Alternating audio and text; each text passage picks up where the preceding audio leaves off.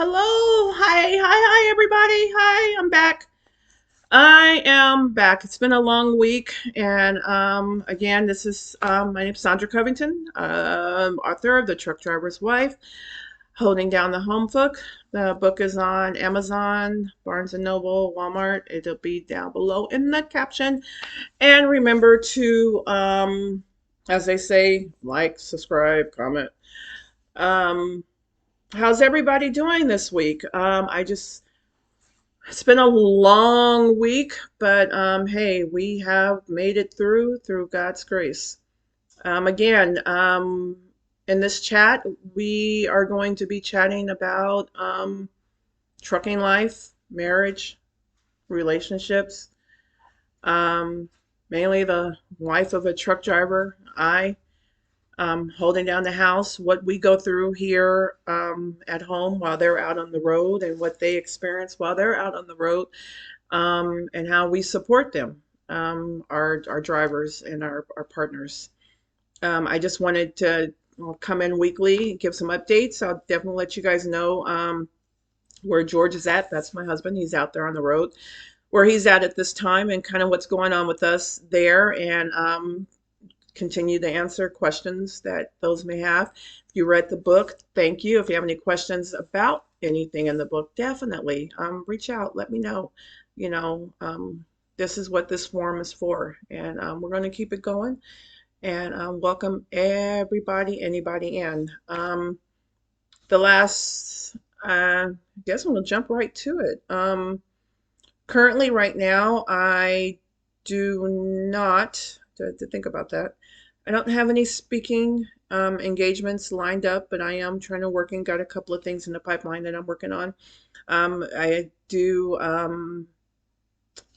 if you've watched, I did have that podcast interview that did air with Tina Ramsey later last month. So that is definitely available, and I'll try to, make sure I get those links in there.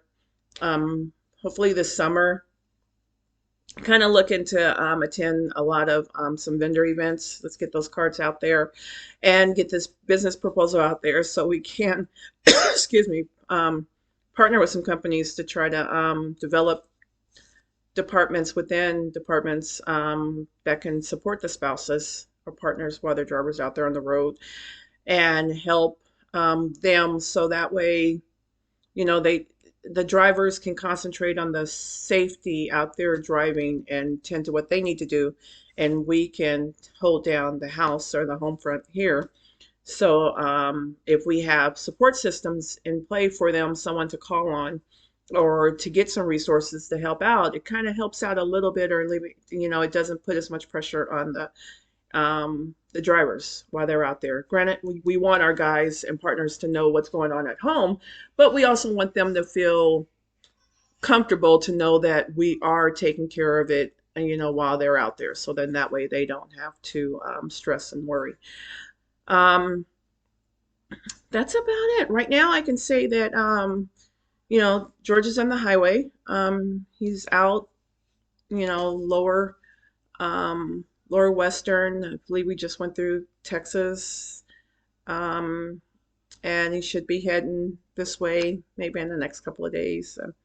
Yeah, I'm not sure. Remember, as I said previously, we kind of don't count until we see the whites of their eyes when when they walk in the door. So we have an estimated time is when he's heading this way, because we have a friend who's getting married in April, friend's son is getting married in April, so we definitely want to make sure that he's home for that. So he may stay out just a little bit longer, because we know he'll be home during that time, and that's where the compromise comes in. With us in the relationship is that he'll ask, we'll talk, and he'll ask and be, hey, I know we got this going on. How do you feel if I stay out a little bit longer? And it's like, oh, fine, do what you do. I understand. If I want you home, or if we need to be home for something going on, then you may need to stay out a little bit longer, to make that up. So then that way you come in, it's not a hardship on the family. Because remember that rule: if the wheels aren't rolling, they ain't coming in. And we are a two income household, but the majority is the business. We got to keep the business running. Hey, you got truck note, trailer note, insurance, bonds, registration, household expenses. You got to pay yourself, Uncle Sam. So yeah, that it's a big little grid domino up in there. So but yeah, that's where he's at right now. Sure exactly where, but I think last I spoke to him, he was going through Texas. But I'll try to get some more update next time when we meet to let you know kind of where he's going. So if you see the trailer out there with my book on the back of the trailer, give it a little toot toot. Let's see, where did we leave off? Last week we left off, we were in the apartment. We were in that 600 square feet or less, one bedroom, one bathroom apartment from downsizing due to the domino effect of our trucking business collapsing and me getting laid off with the state of Arizona. So we totally downsized and we ended up in an apartment.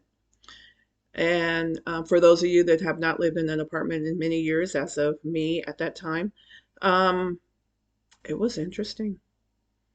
It was interesting. I can say it served a purpose for us at that time. Now the goal was that we weren't going to stay there long, and whenever we do something, we set a goal, we set a timeline, we put it down on paper, we pray over it, and we set this is what we're going to do. So to go into that apartment, it was like, okay, 1 year, 2 year, 2 year, 3 year max. That's what it was. It wasn't like, okay, this is home. No, that apartment was not home. And believe me, I can't even tell you for the year and a couple of months we were there if I even really cooked a home cooked meal in that apartment, a meal to where it made me feel like, like this is us. No, we definitely it wasn't that feeling. It was pretty much a place to lay our head, to come in and sleep, really sleep, shower, sleep, go to work. As I'd said, when we moved into that apartment, George was on the road. He was out about maybe 14 days at a time. I had just started working for Southwest after being laid off from the state. So my hours were pretty much 4 to 1 in the morning. And then at that time also, my mom was in um, had diagnosed for cancer, so I don't think she was in quite hospice yet, but she was there. So on my days off, I was flying over or driving up to California. So on my days off, so it wasn't really spending time at that house. We didn't have our regular parties and all that stuff, but it served a purpose. And to have to downside completely because your business collapsed, it, it's really an eye opener. And you really have to step back and say, okay, this is what happened. Let's put this down. Let's make sure it does not happen again. Let's make sure that when we get blessed with that opportunity again, that we're gonna do it right, and we're gonna do it right. Yeah, there may be some hiccups, there may be some other little things along the way, but we're gonna do it right, and that's what we did. Like I said, the goal was 1 year, 2 year tops. We were there about a year and 2 months, maybe. Thank you, God. Before, we got the credit under wraps, we were able to purchase again. Like, thank you, Jesus. So, always, and yeah, I could backtrack, but you always want to have a plan with anything you do in life. Have a plan. I mean, yeah, it's cool to be spontaneous, and take that trip or do something. But when it comes to your life choices, research, have a plan, have a backup. Remember when I talked about us when the trucking business, we didn't have any capital. we just jumped in there right after we got married, and after we had the miscarriage and lost the child and everything, and we're definitely going to talk about that down the line. Um, we didn't sit down and have a plan. We just jumped in there. I married into the trucking industry, and he was already a driver, and he was like, "Hey, this is what we're going to do." So we together jumped in there and did it, and it collapsed. It collapsed about less than a year later. Like I said, we had to file bankruptcy. We had to short sell our house, and we totally had to do a totally downsize. And that's what ended us up in that apartment. So always try to write it out. Have a plan. Know what your A, B, C, D, E, F, G, ideas, plans. This is, if this doesn't, okay, we're gonna do this. Let me research on this one. Let me see which way it's going. Because when you do get that, and believe me, you will get that opportunity again, because God will bless you again. But it's what you do with it when you get it the second time. Because I really don't believe this stuff comes around two or three times. They have those people out there win the lottery three, four, five, six, seven, eight times. Eh, no. I really don't. If you won properly and you did it right the first time, there really shouldn't be any reason why you're playing around second, third, anyway. But sorry, again, my opinion. It's just me. But I just wanted to say, in that apartment at that same time, we had and we're gonna talk about the industry itself right now.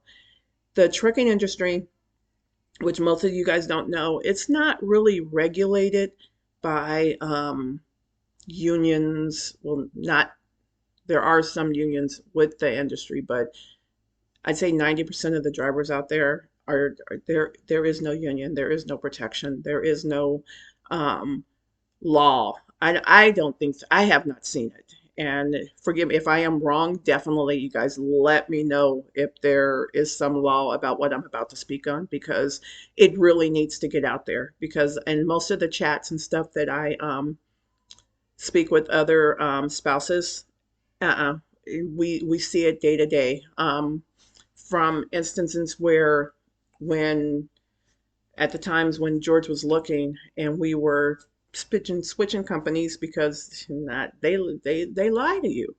They tell you, we had one company that we were looking at when we had decided to go back on the road because, of the collapse in the money, and him working as a security guard just was not, we know after a minute it wasn't pulling us out. So we needed to sit down and have that family talk. And it's like, hey, I need to, we need to get back out there again, and it's like, okay, we got to do what we got to do for our family. So there was one company we went to, and I'm not going to name any names, but we went, and well, he went. They Greyhound him from Arizona to Salt Lake, I believe this time, and he got to Salt Lake. We knew we wanted to go in as a company driver, and we'll talk down the line as far as an independent operator, where those of you know, or if you don't know, when you're independent, you're responsible for everything. Everything. Just say everything, and we'll cover everything the next one. But we definitely wanted to go in as a company after paying back Uncle Sam and digging ourselves out. There was no way we wanted to get into the trucking as an independent contractor. We needed to make sure that our taxes and everything was taken out, and that we didn't have to worry about any of that other stuff. We are an employee. So this truck company in Salt Lake got him there on a Greyhound. I think it was like a 1 day Greyhound ride or something like that. He gets there, they put him up in a hotel and everything, and we're like, okay. Now, supposedly they have ran his license, they have ran everything, and we pulled it too, and everything looked good. We pulled his dad and all that reports, and everything was good. But we get there, And he sent an orientation for 2 days, and here we are, like really banking on him driving by the next week, the check coming in by the next month, by the next week later. We are, when you are tight, you are punt catching, pound count pennies. So by the third day of the training, they pull him aside and be like, hey, look, man, I'm sorry, unfortunately, we can't hire you as a company driver, but we can definitely pick you up as an independent owner operator, and you can lease one of our trucks. And this is, you'll make more doing it this way, but we can't pull you on as an employee, a company driver. And it's just like, what the, and no, that's not what I was brought here for, and that was not the plan. Well, then we just have to send you back home. And meanwhile, you're in a crunch. It's like, okay, I have a family to provide for that, now you're telling me that this whole week we just wasted. And again, as I said in the beginning, there are no laws that protect the drivers from this.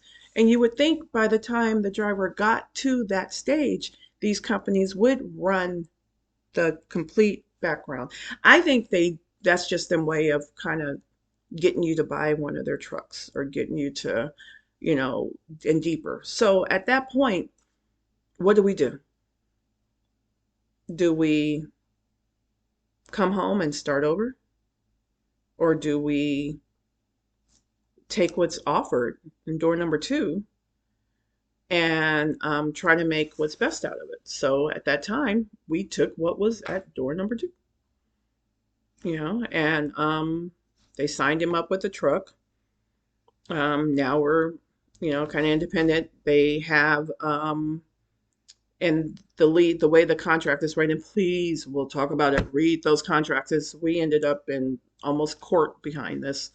Um, we signed the contract, and then the contracts, and it's like, oh yeah, we're going to take care of the fuel, we're going to take care of the maintenance, we're going to take care of the insurance, but then at the same time, we're going to charge you 10% for your insurance, we're going to take 5% of this for your maintenance, we're going to take this out of, so yeah, you may be making all these big dollars, but what they're taking out by the time you see your money, you ain't seeing your money, so they're taking out for the fuel tax, they're taking out for the maintenance, they're taking out for the insurance, they're taking out for the lease of the truck. They want their money. It's not a free truck, so they want their money.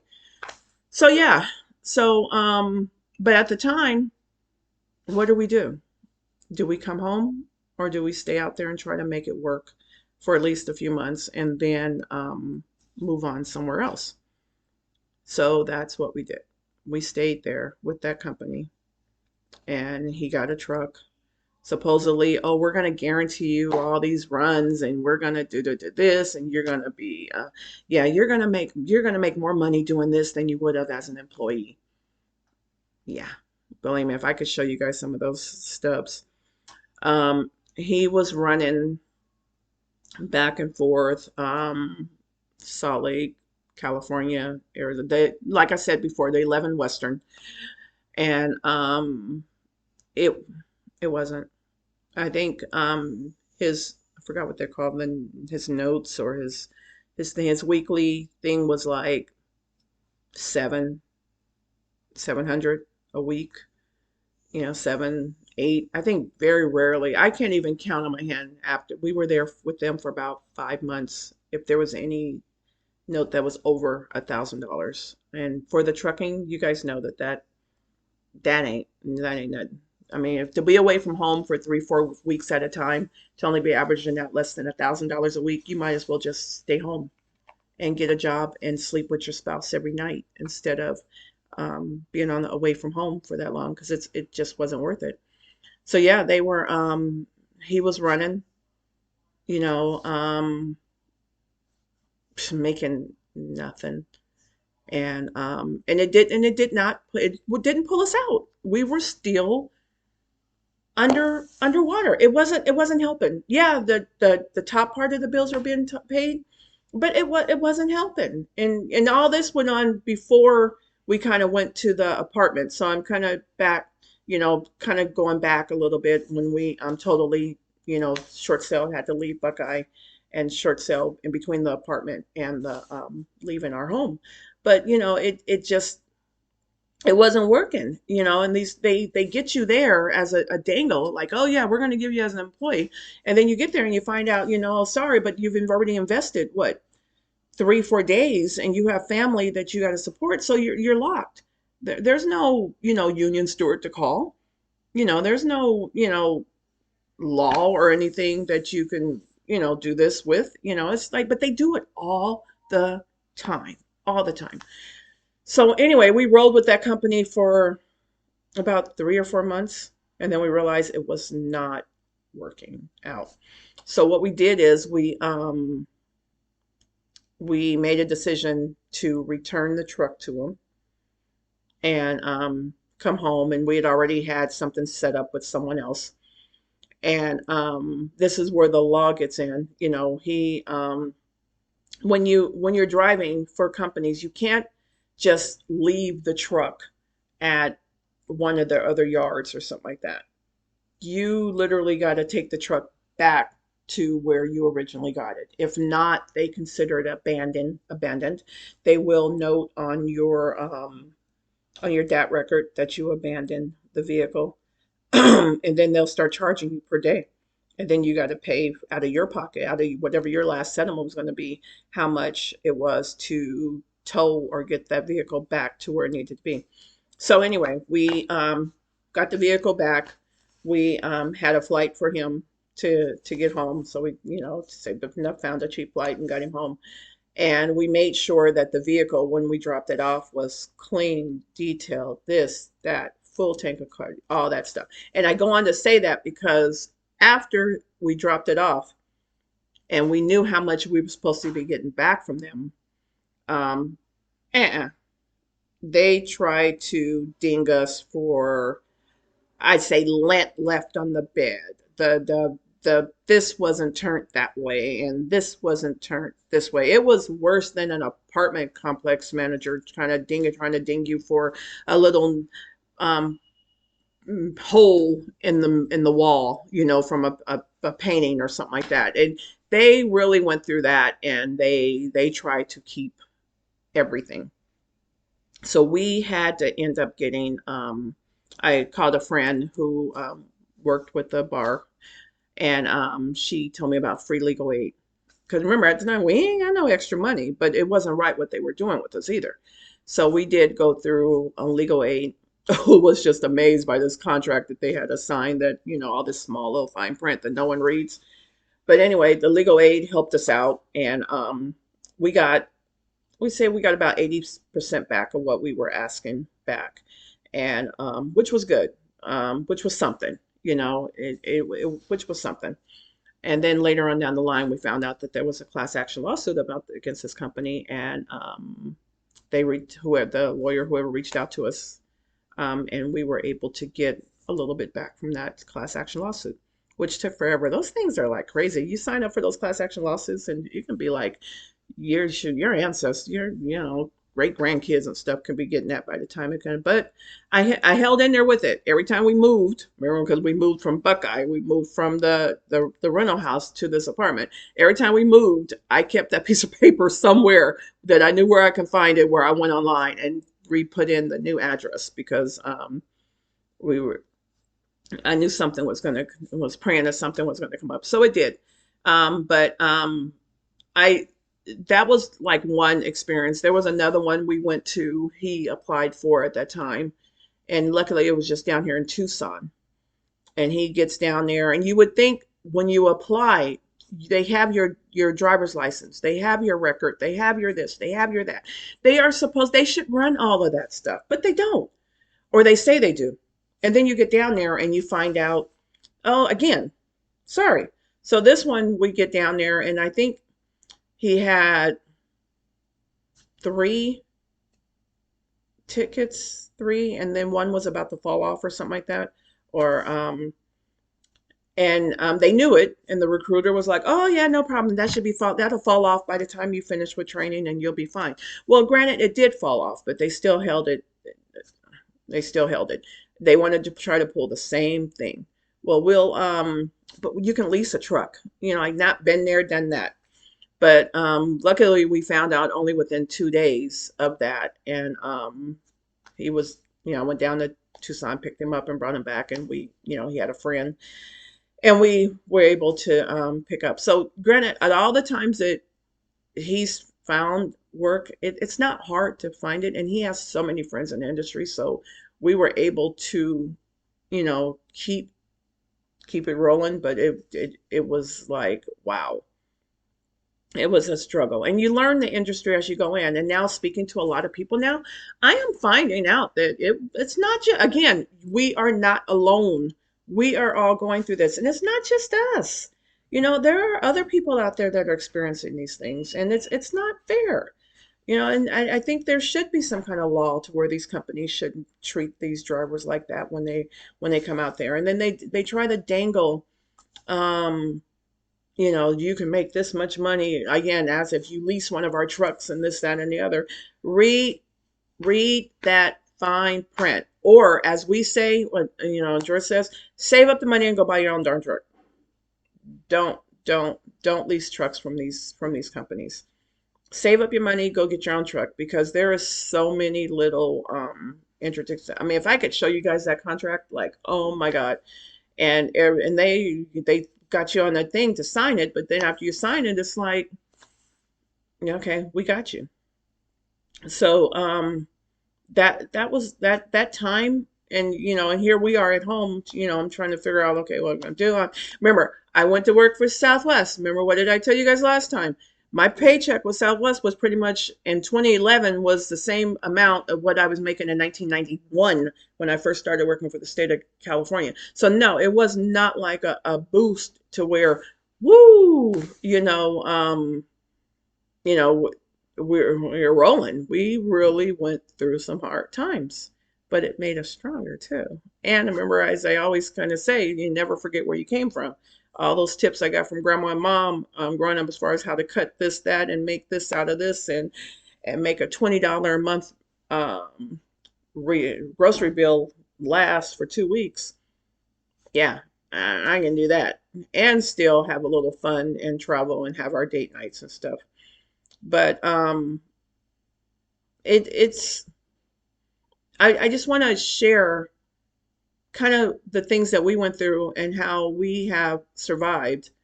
So that way, if you're thinking about it, you be like, wow, okay, well, they did this. So I got a little note. Let me make sure I set my plan, do my research. Again, I don't recommend, and George will tell you in a minute, don't lease those trucks from those companies. And it's my opinion, again, my opinion, mine, you do what you want to do. You know what's best for your household.